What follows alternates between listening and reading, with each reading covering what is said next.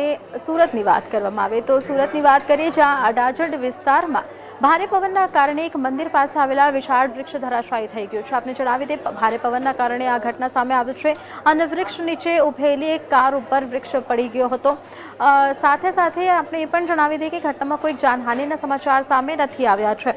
વૃક્ષ સીધું રસ્તા પર પડતા નીચે પાર કરેલી એક કાર દબાઈ ગઈ હતી, જેના કારણે કારને ભારે નુકસાન થયું હતું। વૃક્ષ મુખ્ય માર્ગ પર પડતા વાહન વ્યવહાર પણ થોડા સમય માટે ખોરવાઈ ગયો હતો।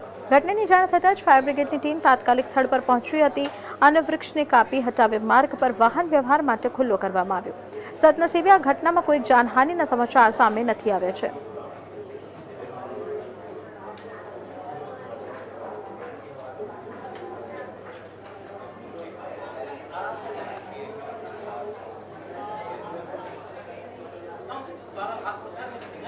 हाल आपनी खबरों पर आगे बढ़िए। समग्र